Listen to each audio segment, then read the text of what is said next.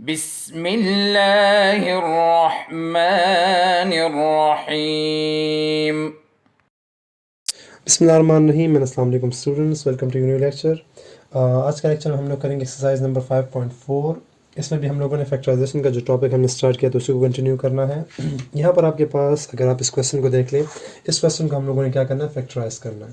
अब इस क्वेश्चन में जो सबसे पहली चीज़ हम देखते हैं वो आपके पास इन दोनों फैक्टर्स में जो आपके पास वेरिएबल टर्म्स है, मतलब जिसमें एक्स इन्वॉल्व है, वो बिल्कुल सेम है। उनके वेरिएबल्स, उनके कोएफिशिएंट्स, उनके साइन बिल्कुल सेम है। 4x² minus 16x, 4x² minus 16x। और जब इस फॉर्म में क्वेश्चन आ जाएगा उसको आप लोगों ने हल किस तरह करना है, इसमें हम लोग करते हैं सब्स्टिट्यूशन। सब्स्टिट्यूशन क्या प्रोसेस है? सब्स्टिट्यूशन एक ऐसा मेथड होता है जिसमें हम लोग एक चीज़ को रिप्लेस कर लेते हैं दूसरी चीज़ पे। यहाँ पर आपने क्या करना है, यहाँ पर आप लोगों ने इस वेरिएबल को x के साथ जो भी आपके पास टर्म्स इन्वॉल्व हो रहे हैं, x जिनमें इन्वॉल्व है, उन सारे टर्म्स को हम लोगों ने सब्स्टिट्यूट कर लेना है एक और वेरिएबल y पे। इससे होगा क्या, इससे आपके पास सिर्फ क्वेश्चन जो होता है वो थोड़ा सा सिंपल हो जाता है। हम सिंपल तरीके से फिर इसको हल कर सकते हैं। y is equal to 4x² plus 16। अब जहाँ पर 4x² माइनस 16 है, सॉरी, उसकी जगह हम लोग क्या लिखेंगे, y लिखेंगे। यहाँ आ जाएगा आपके पास y प्लस 7 एंड यहाँ आ जाएगा आपके पास y प्लस 15 एंड प्लस 16 अपनी जगह पे ऐसे ही रिमेन हो जाएगा। ठीक है जी। अब हमने आगे सिंपल जो सिंप्लीफिकेशन है वो करनी है। y मल्टीप्लाई करेंगे, y² y multiply by 15 15y, y multiply by 7 7y and 15 multiply by 7 is equal to 105 and plus 16 अपनी जगह पे ऐसे ही आ जाएगा। ठीक है जी। अब और कैलकुलेशंस में और आगे करते हैं। x² अपनी जगह पे 15 and 7 you will get 22y and 105 plus 16 you get 121। ठीक है जी। ये आपके पास एक इक्वेशन बन गया। अब इस इक्वेशन को अगर आप देख लें और लास्ट लेक्चर में और लास्ट एक्सरसाइज की तरफ आ जाए, उसमें हम लोगों ने किया था स्प्लिट द मेजर टर्म वाला मेथड। या इसी मेथड हमने उसको कहा था फैक्टराइजेशन का एक मेथड था जिसमें हम लोग दरमियान के नंबर को स्प्लिट कर लेते थे ऐसे दो नंबर में जिनको ऐड करने से या सब्ट्रैक्ट करने से ये वाला टर्म और मल्टीप्लाई करने से इन दोनों का जो मल्टीप्लिकेशन का आंसर है वो आ सकता था। अब यहाँ पर भी हम वही प्रोसेस करेंगे। y² अपनी जगह पे 22 की जगह मैं लिख रहा हूँ 11y और एक और 11y। अब देख लें 11 11 के प्लस करेंगे 22 आएगा और 11 11 जार क्या आता है 121 और y जार y², तो इन दोनों का प्रोडक्ट भी सही आ जाता है। फर्स्ट रो में क्या कॉमन है हमारे पास, y कॉमन है, y कॉमन ले लेंगे, इधर आ जाएगा y प्लस 11 और नेक्स्ट रो में हमारे पास क्या कॉमन है, 11 कॉमन है, हमारे पास आ जाएगा 11 प्लस 11 y प्लस 11। अब इन दोनों टर्म्स में हमारे पास जो चीज़ कॉमन है वो है y प्लस 11, तो ये आप लोग बाहर कर लें। ये दोनों से बाहर चला जाएगा, इधर y रह जाएगा, उधर 11 रह जाएगा, वो हम लोग यहाँ लिख लेंगे। अब देखिए सेम चीज़ है तो इसको हम लोग होल स्क्वायर में लिख सकते हैं। आप लोग लिखेंगे 11 plus y plus 11 whole square. ठीक है जी। यहाँ पर आपके पास तकरीबन इसका आंसर कंप्लीट हो जाता है। लेकिन हम लोगों ने, अगर आप क्वेश्चन देख लें, क्वेश्चन में आपके पास जो वेरिएबल है वो x है, आपने जवाब मालूम किया वो y में मालूम किया, तो आप क्या करना है, रिप्लेस करना। आप लिखेंगे replace y is equal to, y की अपनी वैल्यू क्या ली हुई थी, 4x² माइनस 16x। ठीक है जी। अब क्या करना है, इसको वापस रिप्लेस कर लेना। यहाँ पर आ जाएगा आपके पास, दिस एम्प्लाइज y की जगह क्या लिखेंगे अब हम लोग, 4x² माइनस 16x और ये वाला 11 अपनी जगह पे लिख लें और होल स्क्वायर लगा दें। ये हो गया आपके पास required factorisation complete of this question. Clear? Moving on to the next one now. इस क्वेश्चन में हमारे पास ये चार फैक्टर्स दिए हुए हैं, x plus 2 x plus 4 x plus 6 x plus 8 and minus 9। हमने इसको क्या करना है और फैक्टराइज करना है। इन क्वेश्चंस में एक हम लोग मेथड यूज़ करते हैं, इसमें हम लोगों को थोड़ी सी अरेंजमेंट करनी होती है। ऐसे क्वेश्चन आप लोग के बुक में आई थिंक 2-3 पार्ट्स हैं और सिलेबस में 2 पार्ट्स हैं। उन दोनों में, इसमें इस पार्ट में और जो दूसरे पार्ट में थोड़ा सा फ़र्क है, बाकी मेथड, बाकी जो प्रोसेस है वो बिल्कुल सेम रहेगा। इसमें हम लोग एक स्टेप करते हैं अरेंजमेंट का। यहाँ पर जो आपके पास फैक्टर्स जिस तरह अरेंज किए उसकी अरेंजमेंट हम लोग थोड़ी चेंज करते हैं, लेकिन अरेंजमेंट किस तरह चेंज करेंगे, ऐसे तरीके से चेंज करेंगे कि आपके पास x प्लस 2 के साथ आप लोगों ने इन तीनों, बाकी तीनों फैक्टर में से ऐसा फैक्टर लिखना है जिसका कांस्टेंट नंबर, मतलब यहाँ पर 2 है, यहाँ पर 4 है, यहाँ पर 6 है, यहाँ पर 8 है। आपने दो ऐसे फैक्टर्स को एक साथ करना है जिसके कांस्टेंट नंबर की एडिशन बाकी दोनों कांस्टेंट नंबर की एडिशन के इक्वल हो। मतलब रीअरेंजिंग, या फिर सॉरी रीअरेंजिंग नहीं होगा, अरेंजिंग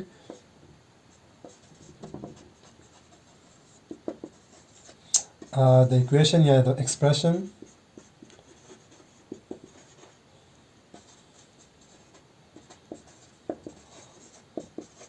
अकॉर्डिंग टू, किस चीज़ के अकॉर्डिंग? हमने इसको अकॉर्डिंग इसके करना है कि आपके पास इन में से दो ऐसे आप लोगों ने लेने हैं कांस्टेंट नंबर जिनको ऐड करने से बाकी दोनों कांस्टेंट नंबर्स की एडिशन जो हो वो सेम आ जाए।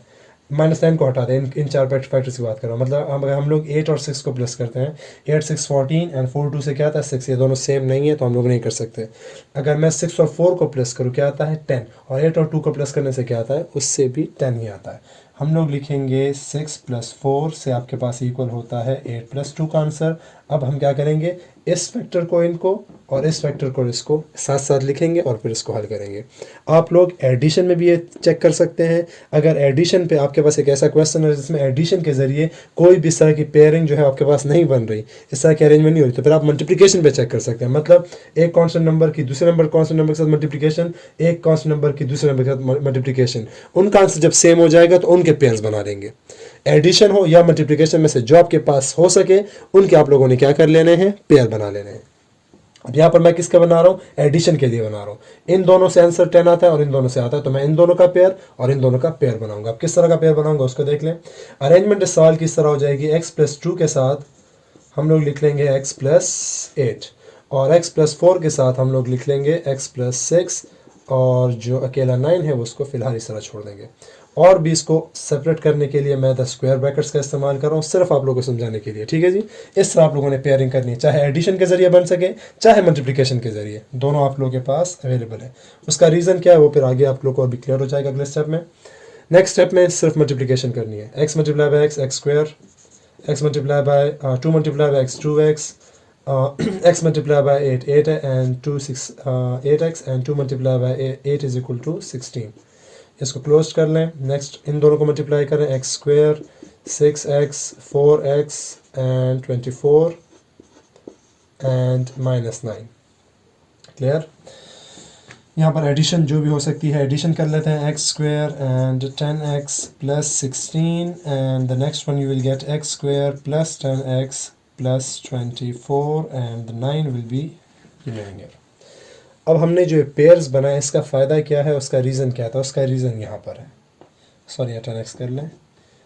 ये इससे पहले वाले क्वेश्चन में जिस तरह आप लोगों के पास ये दोनों फैक्टर्स बिल्कुल सेम आपको क्वेश्चन में दिए थे, वही चीज़ हम लोगों ने सेम यहाँ पर इन पेयर्स के ज़रिए बना दिया। यहाँ पर भी x² + 10x है और यहाँ पर भी क्या है x² + 10x। तो ये चीज़ आप लोग एडिशन या मल्टीप्लिकेशन के ज़रिए जब आप करेंगे इस तरह पेयर्स बनाएंगे तो ये दोनों फैक्टर्स हमेशा सेम आएंगे। अब क्या करना है, वही तरीका, इसको क्या कर लेंगे, y पे रिप्लेस कर लेंगे। इससे पहले क्वेश्चन में जिस तरह किया था, यहाँ आ जाएगा आपके पास y + 16 और यहाँ जाएगा y + 24 - 9। ठीक है जी। अब इस सवाल को हमने क्या करना है, हल करना है वही तरीके से जिस तरह हम लोगों ने इससे पहले किया। y को हम मल्टीप्लाई करते हैं y के साथ और फिर बाकी चीज़ों को भी आपस में मल्टीप्लाई कर लेंगे। y × y y² y × y 24y 16y and 16 multiplied by 24 we get 300 and addition लगा 384 -9। ठीक है जी।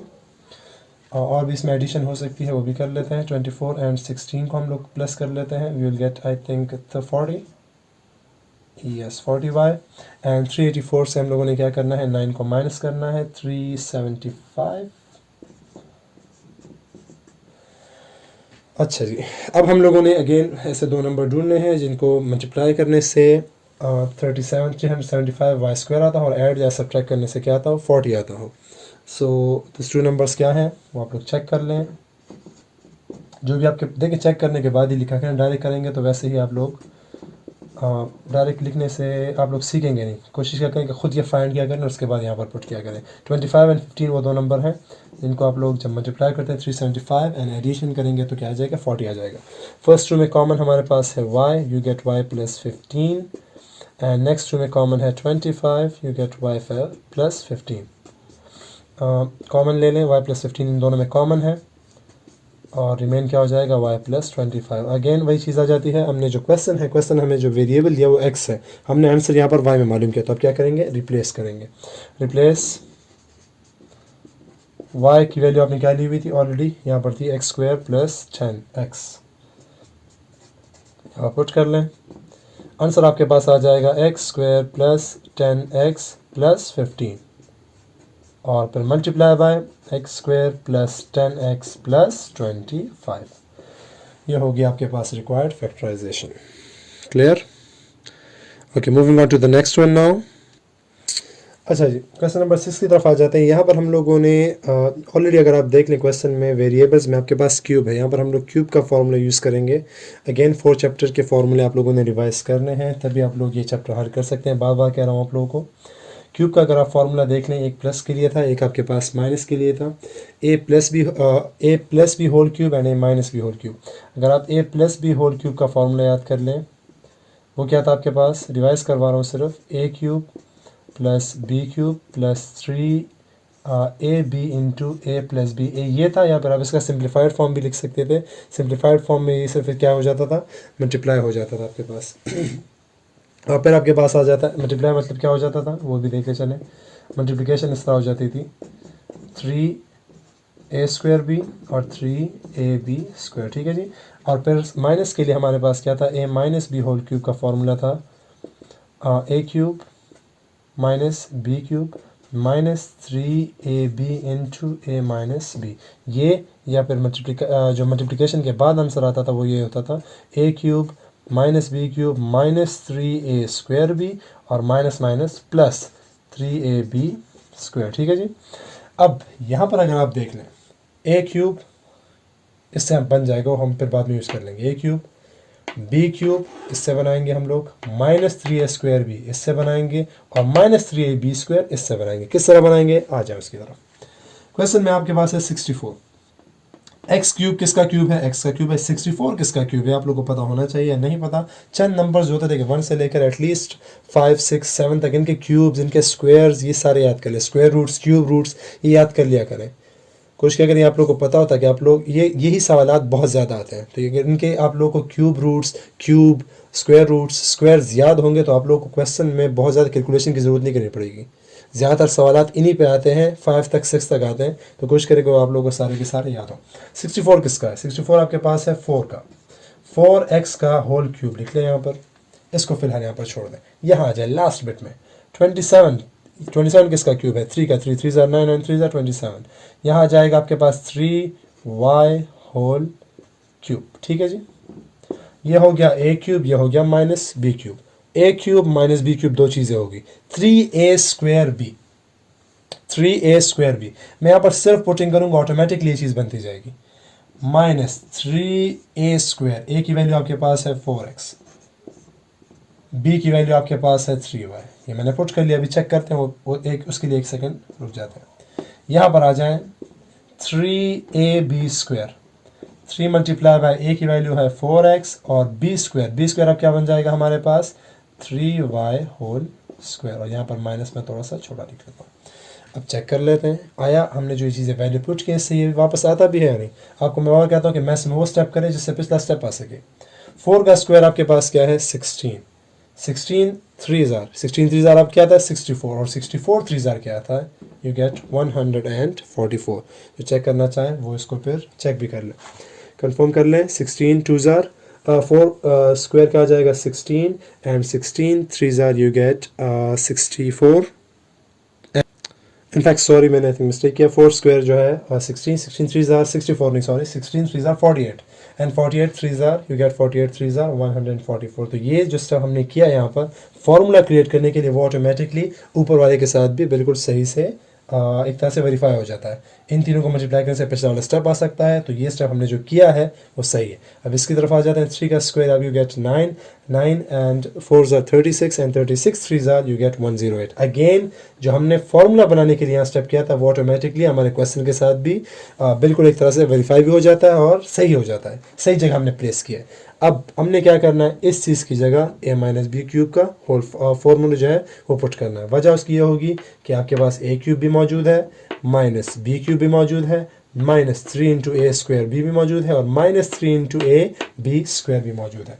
तो इसकी जगह आप क्या लिख लेंगे, आप लोगों ने रीज़न में ये लिखने हैं। ओके, रीज़न में ये लिख लें, यहाँ पर डॉट्स में लगा रहा हूँ, ये आपके पास रीज़न है। इसकी जगह आप लोग लिखेंगे क्योंकि आपके पास ये सेटिस्फाई हो गया, तो इसकी जगह हम क्या लिख सकते हैं, a minus b whole cube. a की वैल्यू मेरे पास क्या है 4x, b की वैल्यू मेरे पास क्या है 3y। तो आप लोग क्या लिख लेंगे, 4x minus 3y whole cube is the required factorisation of this question. सही है जी। इस तरह जो हमारे पास क्वेश्चन नंबर 9 है उसमें भी हम लोगों ने यही ए क्यूब उसमें प्लस वाला फार्मूला है, ए क्यूब प्लस बी क्यूब का फार्मूला यूज़ करना है। तो आप लोग खुद ट्राई कर लें, इसी फार्मूले पे आप लोगों के पास ऑटोमेटिकली बन भी जाएगा और इसकी जगह पर आप लोग ए प्लस बी होल क्यूब लिख लेंगे और उसके साथ आप लोग का एक्सरसाइज भी कंक्लूड हो जाएगा। ठीक है जी, लेक्चर को भी कंक्लूड करते हैं यहाँ पर। हमारे पास 5.4 चैप्टर जो है एक्सरसाइज जो ख़त्म होता है। इंशाल्लाह नेक्स्ट में हम लोग 5.5 और होपफुली जो लास्ट एक्सरसाइज है वो हल करेंगे। तब तक के लिए इजाज़त दें, अल्लाह हाफ़िज़। اللهم انفعنا بما علمتنا وعلمنا ما ينفعنا وزدنا علما.